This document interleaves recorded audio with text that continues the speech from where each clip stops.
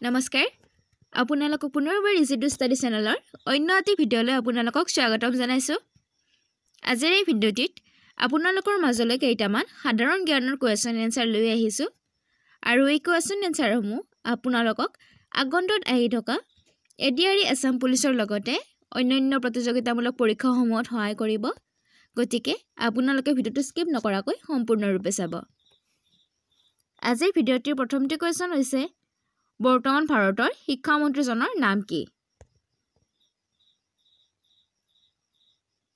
Option এটিৰ ভিতৰত শুদ্ধ উত্তৰটি হ'ব অপচন নম্বৰ সি ধৰ্মেন্দ্ৰ প্ৰধান মনত ৰাখিব বৰ্তমান ভাৰতৰ শিক্ষা মন্ত্ৰী গৰাকীৰ নাম হৈছে ধৰ্মেন্দ্ৰ প্ৰধান ইয়াৰ লগতে আপোনালোকে মনত ৰাখি থৈ দিব বৰ্তমান অসমৰ শিক্ষা মন্ত্ৰীজন হৈছে ৰনেশ পেগু নেক্সট কোৱেশ্চনটিত আছে উড়ান পৰি বুলি কাক জনা যায়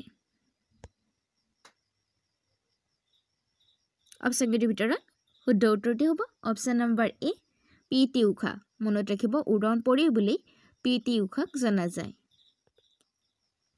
নেক্সট কোৱেশ্চনটিত আছে কোনে ৰবাৰ্ট ক্লাইভৰ পিছত ইষ্ট ইণ্ডিয়া কোম্পানীক নেতৃত্ব দিছিল অপচন এটিৰ ভিতৰত শুদ্ধ উত্তৰটি হ'ব অপচন নম্বৰ সি লৰ্ড হেষ্টিংছ মনত ৰাখিব ৰবাৰ্ট ক্লাইভৰ পিছত ইষ্ট ইণ্ডিয়া কোম্পানীক লৰ্ড হেষ্টিংছে নেতৃত্ব দিছিল নেক্সট কোৱেশ্চনটিত আছে পৃথিৱীৰ তৃতীয় বৃহত্তম শৃংগটোৰ নাম কি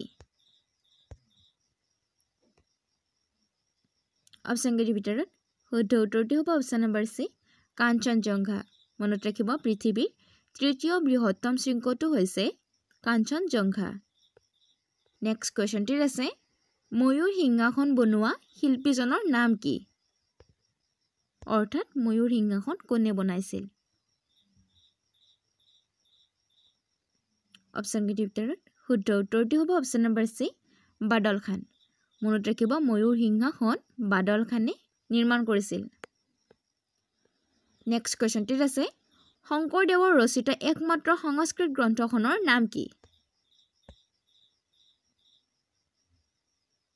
অপচন এটিৰ ভিতৰত শুদ্ধ উত্তৰটি হ'ব অপচন নম্বৰ সি ভক্তি ৰত্নাকৰ মনত ৰাখিব শংকৰদেৱৰ একমাত্ৰ সংস্কৃত গ্ৰন্থখন হৈছে ভক্তি ৰত্নাকৰ নেক্সট কোৱেশ্চনটিত আছে নিম্নলিখিত কোনটোক সাম্প্ৰদায়িক ভোটাৰৰ পিতৃ বুলি জনা যায় অৰ্থাৎ কাক সাম্প্ৰদায়িক ভোটাৰৰ পিতৃ বুলি জনা যায় অপচন এটিৰ ভিতৰত শুদ্ধ উত্তৰটি হ'ব অপচন নম্বৰ বি লৰ্ড মিণ্টক মনত ৰাখিব লৰ্ড মিণ্টক সাম্প্ৰদায়িক ভোটাৰৰ পিতৃ বুলি জনা যায় নেক্সট কোৱেশ্চনটিত আছে মণিপুৰক নাগালেণ্ডৰ পৰা পৃথক কৰা পাহাৰৰ পৰ্বতমালাক কি নামেৰে জনা যায়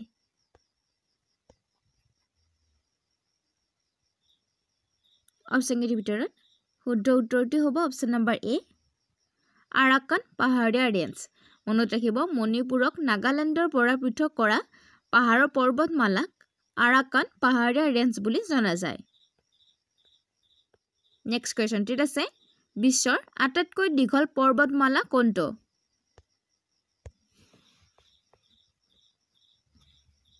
অপচন এটিৰ ভিতৰত শুদ্ধ উত্তৰটি হ'ব অপচন নম্বৰ বি এণ্ডিজ মনত ৰাখিব বিশ্বৰ আটাইতকৈ দীঘল পৰ্বতমালাটো হৈছে এণ্ডিজ নেক্সট কোৱেশ্চনটিত আছে তলৰ কোনখন চহৰক ভাৰতৰ চামৰাৰ চহৰ বুলি কোৱা হয়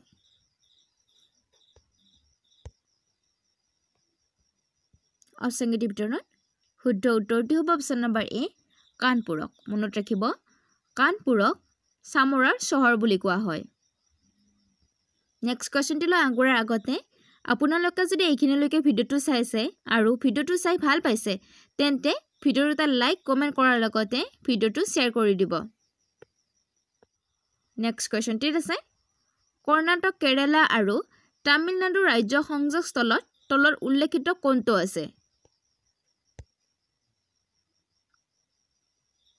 অপচন এটিৰ ভিতৰত শুদ্ধ উত্তৰটি হ'ব option number D Nilgiri hills মনত ৰাখিব কৰ্ণাটক কেৰালা আৰু তামিলনাডু ৰাজ্যৰ সংযোগস্থলত নীলগিৰি হিলছ আছে নেক্সট কোৱেশ্চনটিত আছে মহাৰাষ্ট্ৰ আৰু কৰ্ণাটকৰ পশ্চিম ঘাটসমূহক কি নামেৰে জনা যায়?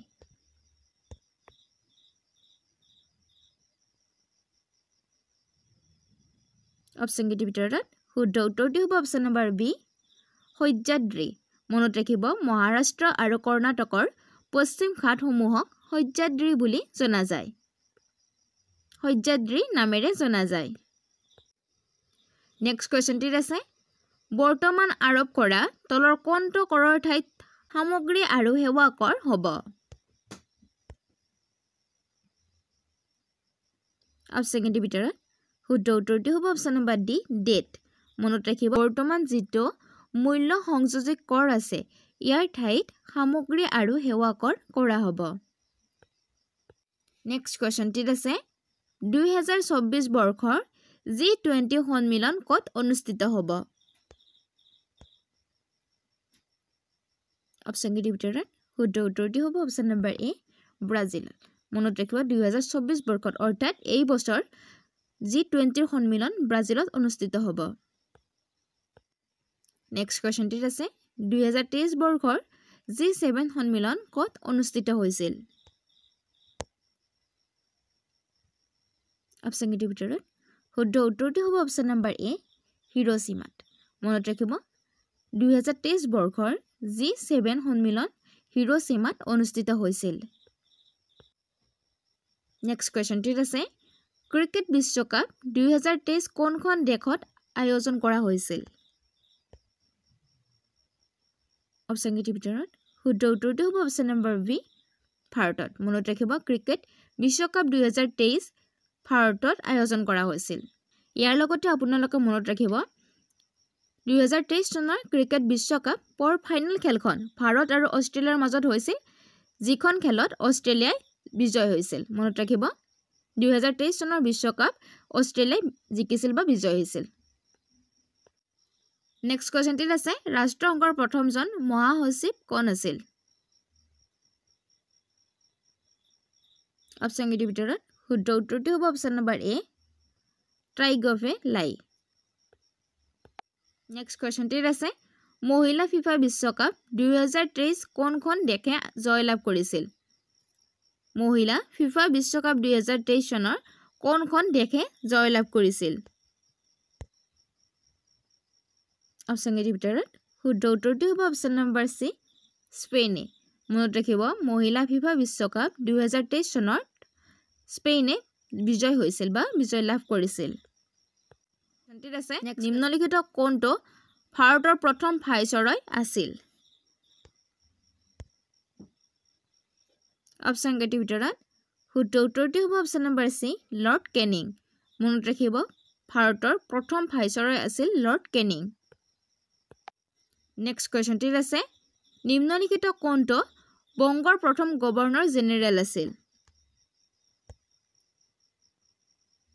অপশ্যন কেইটিৰ ভিতৰত শুদ্ধ উত্তৰটি হ'ব অপশ্যন নম্বৰ এ ৱেৰেন হেষ্টিং। মনত ৰাখিব বংগৰ প্ৰথম গভৰ্ণৰ জেনেৰেল আছিল ৱেৰেন হেষ্টিং।